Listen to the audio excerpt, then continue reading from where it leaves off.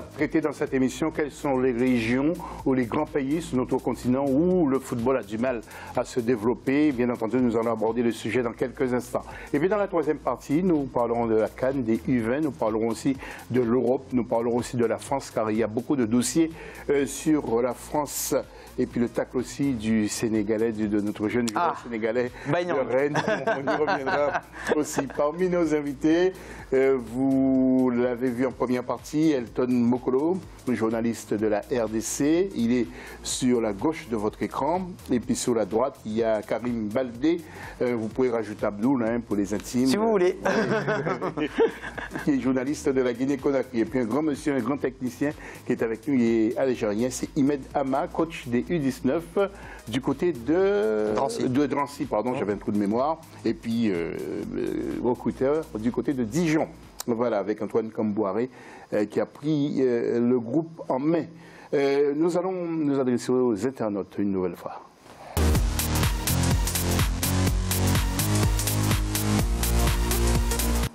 Alors, comment jugez-vous le niveau de notre football africain à ce jour? Karim, dites un petit mot, vous, si vous étiez téléspectateur, vous auriez écrit quoi? Vous auriez répondu quoi sur notre Facebook? Sur le niveau du football africain? Sur l'hashtag, ouais. Peut mieux faire. Peut mieux faire. Et vous, peut mieux faire. Et vous, Elton? Tarde à concrétiser les attentes qu'on plaçait sur le football africain, c'est ce que je dirais.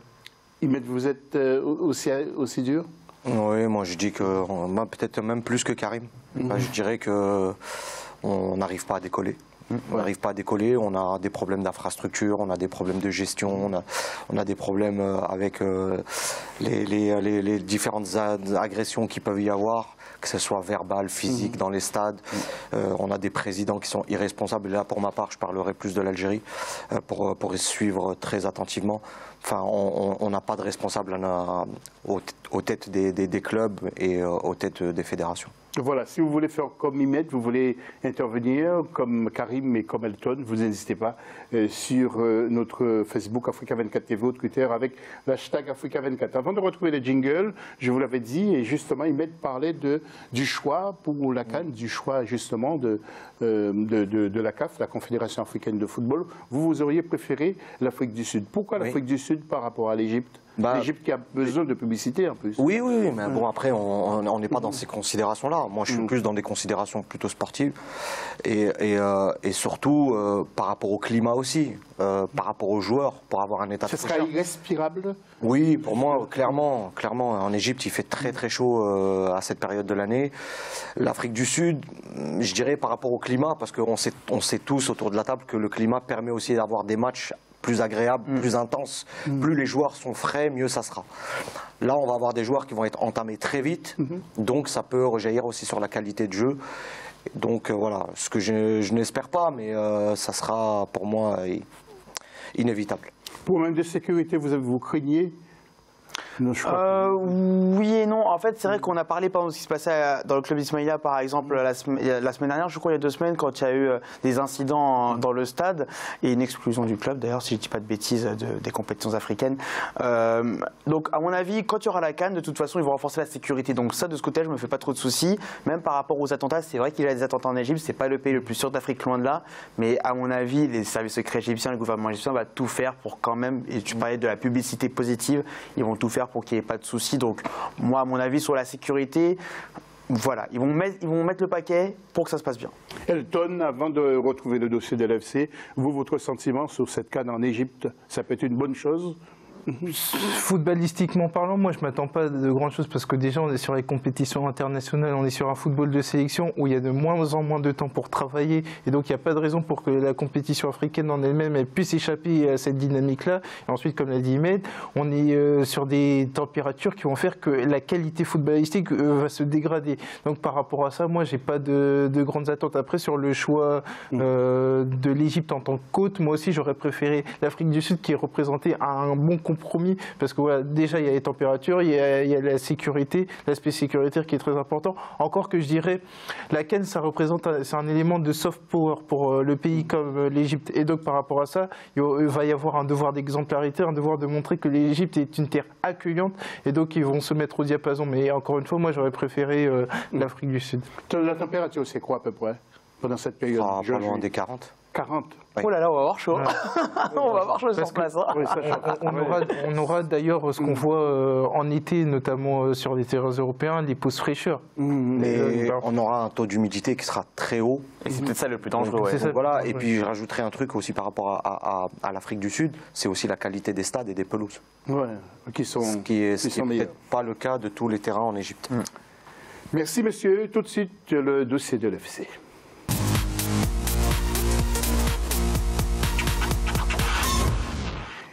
Et nous avons voulu en savoir un peu plus sur l'évolution du football dans certaines régions. Attention, certaines régions, dans certains pays d'Afrique.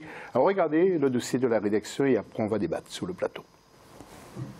C'est devenu un secret de polichinelle, l'Afrique regorge de talents dans le domaine footballistique. Mais si plusieurs pays ont réussi à se faire un nom dans le Gotha du football, force est de constater que d'autres, sans doute la majorité des pays africains, traînent encore le pas. Une situation qui s'explique en partie par le départ massif de jeunes vers d'autres continents, capables de leur offrir de meilleures conditions de vie. Aujourd'hui, l'argent ayant pris le pas sur la formation, on fait tout de suite miroiter aux joueurs le fait qu'ils peuvent se faire beaucoup d'argent naturellement en les comparant aux stars que l'on voit et qui constituent la très très grande minorité en matière de football. On note par ailleurs au titre des mots du foot africain le manque d'infrastructures qui empêche la montée des jeunes générations.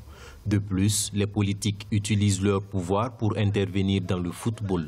Les autorités eux-mêmes ne favorisent pas l'émergence du footballeur africain en Afrique. C'est maintenant qu'on commence peut-être à comprendre petit à petit et que le football peut constituer est un facteur économique extrêmement important. La situation du football africain se résume en gros à plusieurs participations mitigées aux phases finales de Coupe du Monde, avec l'exemple récent de 2018 où aucune équipe africaine n'a pu franchir le cap des phases de poule. De même, au niveau continental, on reconnaît à certaines le rang de nation de foot, tandis que d'autres ne notent aucune participation à une phase finale de CAN, telle que la Centrafrique ou encore le Burundi. Il en existe aussi qui ont un nombre limité de participation à la compétition, et ces nations comme l'Éthiopie qui, après avoir brillé de par le passé, peinent à retrouver ses marques aujourd'hui.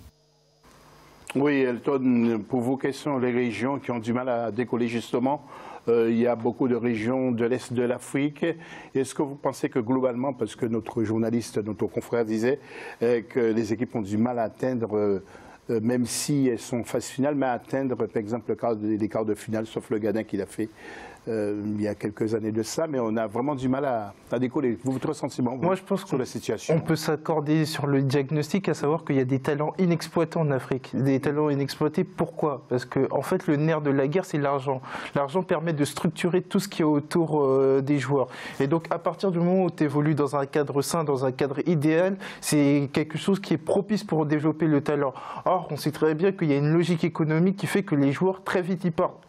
Moi, j'en veux pour exemple... Un joueur est considéré aujourd'hui comme un produit, comme une marchandise. C'est ça, parce que voilà, en le vendant, tu peux avoir récupéré de l'argent. J'en veux pour exemple le cas de Chukwueze qui joue à Villarreal, qui fait une très bonne saison.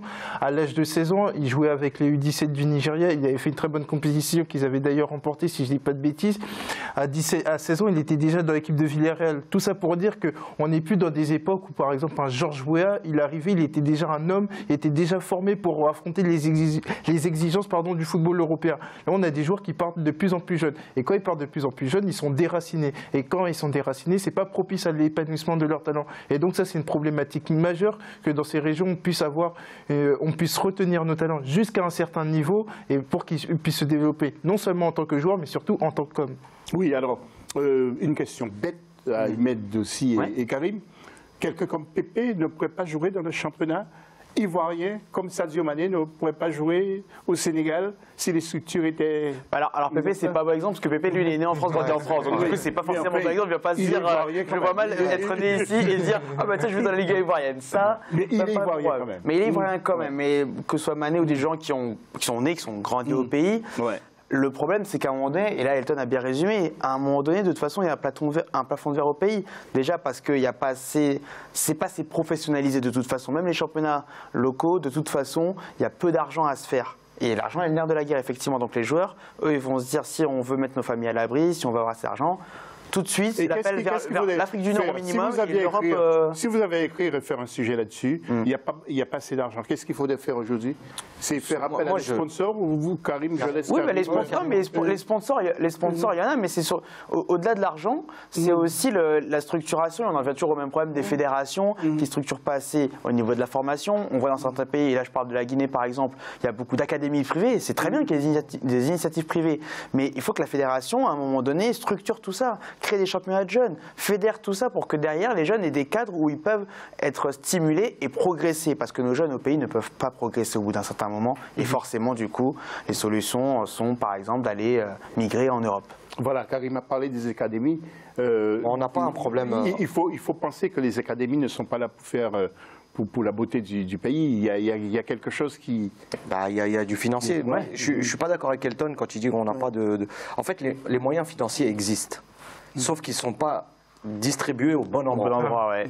C'est ça le problème. Moi, je prends les championnats, par exemple, maghrébins, où vous avez toutes les équipes de première division, où vous avez des salaires astronomiques pour les joueurs que c'est, et en jeunes, vous ne pouvez même pas les habiller. Donc il y a une disparité qui existe, qui est pas logique, et du coup, elle ne favorise pas la formation.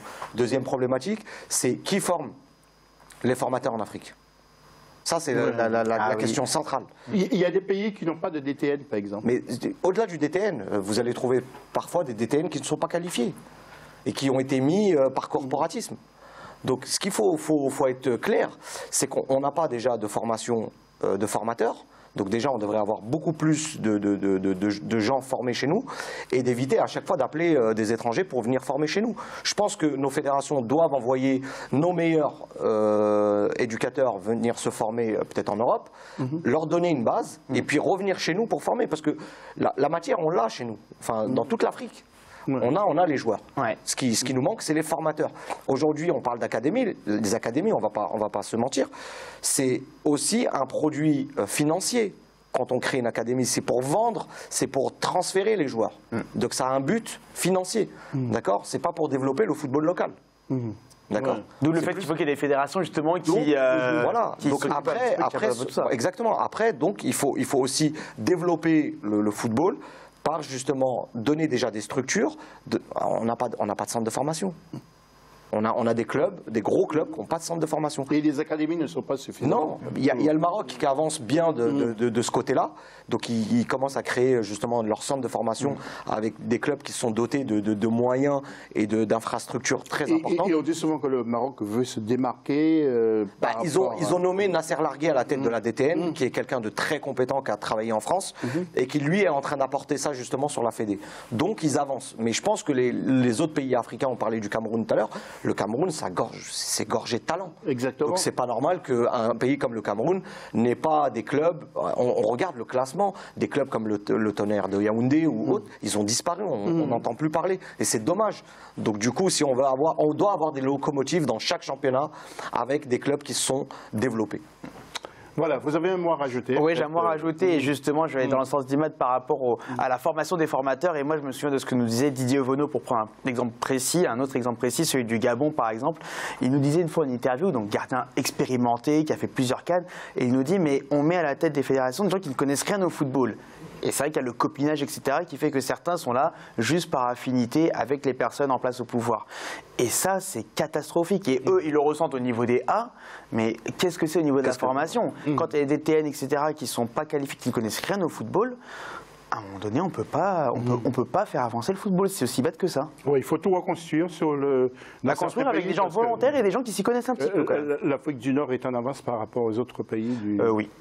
Même s'il y a des problèmes, et là, je parle surtout de moi, je ne crois pas qu'on soit plus... Non, moi, je ne partage pas ça. Je pense que... Moi, je globalise. Que ça soit l'Afrique du Nord ou l'Afrique noire, pour moi, c'est le même continent, c'est le même peuple, c'est pareil. On souffre tous des mêmes problématiques, que ça soit au nord ou au sud, c'est pareil. Pour moi, c'est la même chose. On regarde l'Europe, par exemple, l'Europe, tout fonctionne normalement. Oui, on doit raisonner ainsi. On doit raisonner sous le terme Afrique. Je pense qu'on doit voir notre continent déjà d'une différente manière, essayer d'apporter les compétences et de mettre les gens qui sont qualifiés aux bonnes places. C'est tout, c'est aussi simple que ça. Donc à partir du moment, ce qu'a dit Karim tout à l'heure, c'est si on met à la tête des fédérations et à la tête des DTN des gens qui justement ont envie de travailler et justement ont ce souci de la formation, je pense qu'on aura toujours des joueurs qui viendront en Europe, des Africains qui viendront jouer en Europe.